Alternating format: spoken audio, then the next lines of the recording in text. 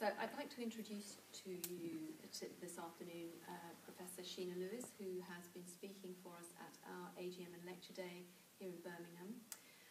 We've been very privileged to have her here with us this afternoon, answering all kinds of questions on the sperm comet test and its availability to you as practitioners. What has come out of this afternoon is a series of questions that our members have asked Professor Lewis, and what I'm going to do is present some of those to her so that she can answer them for you, and you will be able to listen to them at your convenience at some point whenever it suits. So first of all, I'd like to introduce Professor Lewis, who, as I say, is delighted to have with us. Thank you. And I am just going to fire away with some questions, and I hope that you'll find the answers really interesting, as we have this afternoon. So the first question I'm going to ask Sheena is, how did you develop the sperm comet test? I'm the director of a research group in Queen's University in Belfast, and we've been working for about 25 years on novel tests for the diagnosis of male fertility and tests to find out how well particular types of fertility treatment will work. And the sperm comet is not the first by any manner of means. We've tried many, many tests, and none of them have really stood the test of time. About 20 years ago, we started to look at DNA damage, and it's really over that period of time that we have developed this test, confirmed that it works, tried various angles on it, and it's only after publishing many papers that we've been confident and able to market it and sell it to the public. Wonderful, that's lovely, thank you. The next question that came up was, why is it actually called the sperm comet test? It's called the sperm comet because it looks just like a celestial comet. The head of the comet is all the good DNA, and the tail of the comet is the fragmented strands of DNA. And from a measurement of the comet tail, we can then see just how good or how bad the man's fertility potential is. Okay, wonderful, that's lovely, thank you. Why is sperm DNA so important in terms of fertility for our men? Well, really, the sperm DNA is the most important part of a sperm because it has motility. It can swim just to find the egg, and when it finds the egg, nothing matters but depositing that DNA inside the egg, because that's what the father will give to his children.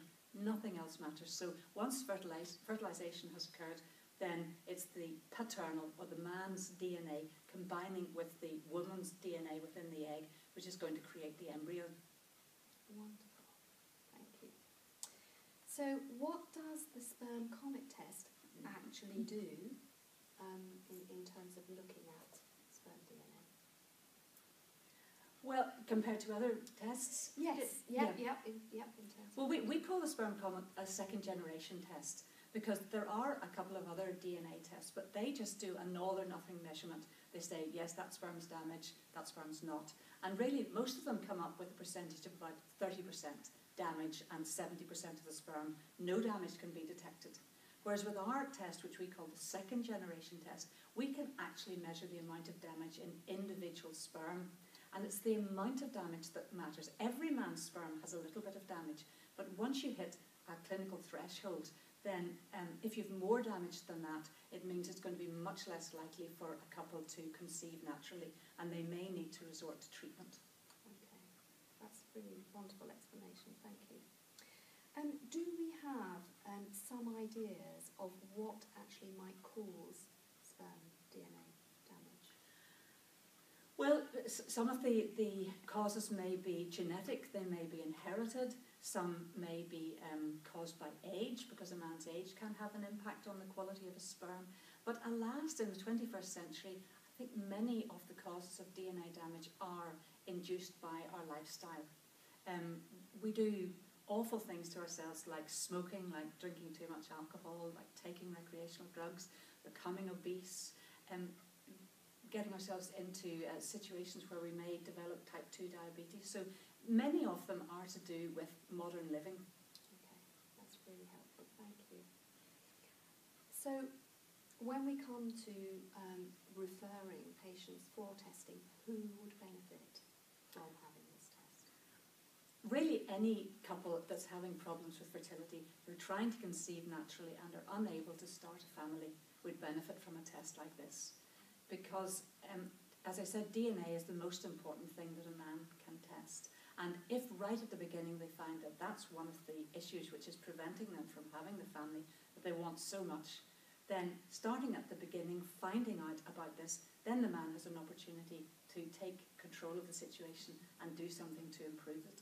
Excellent. So that means really for us, at initial consultation with our clients who are having difficulties conceiving, this could be something that we could refer them for. I believe that's the case. We have concentrated so much on the woman, and we have really emphasised the woman's fertility and the issues with her body, and done lots of invasive things to the woman without measuring a very, very simple parameter, and that's from a sperm. And all the man has to do is produce an ejaculate, and lots of information about his fertility potential can be estimated from that, the sperm count being one of those tests. Okay.